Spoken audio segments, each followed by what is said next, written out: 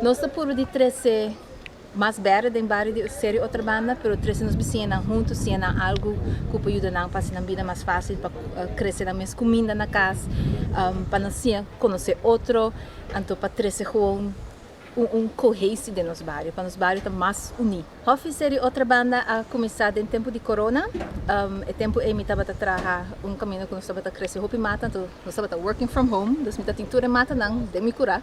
Então ora que nari para como visitante, a piscina novo com de hopi verde, na vez que no projeto não tinha riba planque para bastante, se me tem gana de guia sei, me tem como lá, então assim nós começar com a noite na informação, nós começar com o contexto de quem planta e papai de mais bonita, então nós começar a trabalhar hofi, nós tem 6 hofi na tour de outra banda.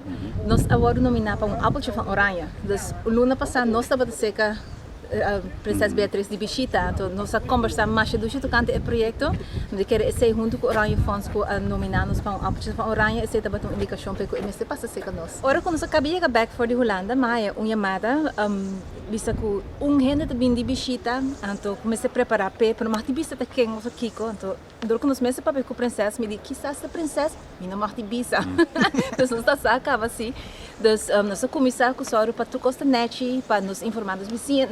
Então, que dá esse local que nós estamos fazendo, você está também. Nós não assim, muito coisa, pessoal, para tu gostar net. Sim, se ela planta algo aí. Sim. Nossa planta palo de duxicabé. Esse é palo que está crescendo em outra banda, mas me está de outro projeto também, caminho que nós traz tinja papaya. Uau, está muito emocionante. Nós temos muito ainda trabalho duro de nosso bairro. Então, isso aqui está echt não sei como explicar, é acknowledgement muito grande de trabalho que nós estamos fazendo, então nós encorajamos para seguir.